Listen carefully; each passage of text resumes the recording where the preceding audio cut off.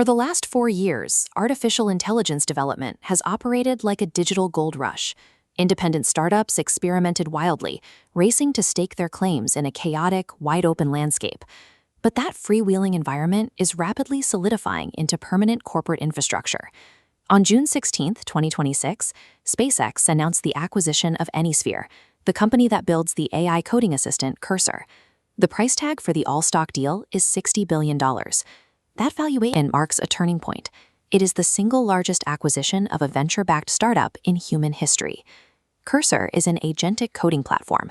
It doesn't just offer suggestions, it actively writes and debugs software. By acquiring it, a leading aerospace manufacturer now owns the primary workspace used by tens of millions of developers. This buyout signals a shift in the AI economy.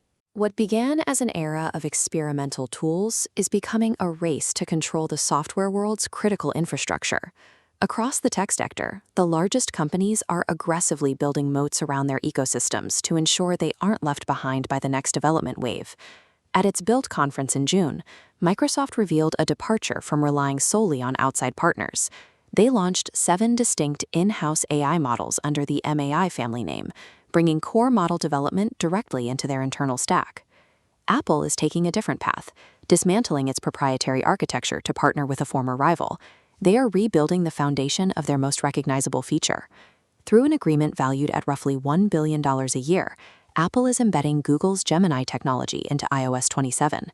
The voice assistant used by 1 billion people now relies on Google's 1.2 trillion parameter architecture underneath. These trillion-dollar empires are consolidating the entire stack, from the hardware in your pocket to the reasoning models running on it, leaving little room for independent players to compete.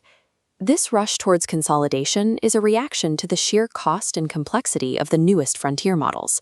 The technical requirements for autonomous reasoning have reached a level that few can afford to maintain. Google's Gemini 3.5 Pro supports a 2 million token context window, allowing it to ingest an entire enterprise codebase and reason across it in one request. Its new Deep Think mode lets the model independently map out multi-step solutions to complex problems. These systems are moving away from reactive chatbots toward proactive digital workers, tools that can execute a full development task from start to finish without human intervention. Because these autonomous agents operate with a level of independence that existing laws weren't designed for, they have triggered an immediate and urgent response from regulators. That regulatory response is already arriving in the European Union. The EU AI Act's risk tiers become fully enforceable in 6 weeks. High-risk applications like law enforcement or hiring must now pass rigorous audits and maintain human oversight. Violations carry fines up to 7. Navigating these multinational legal requirements requires a level of capital that gives a distinct advantage to the world's largest corporations. We are witnessing a collision between an unstoppable wave of technical capability and an immovable wall of global regulation. Microsoft's governed agent stack is a direct answer to this reality. It provides a blueprint for combining autonomous power with the strict audit logging and identity controls needed to survive federal oversight.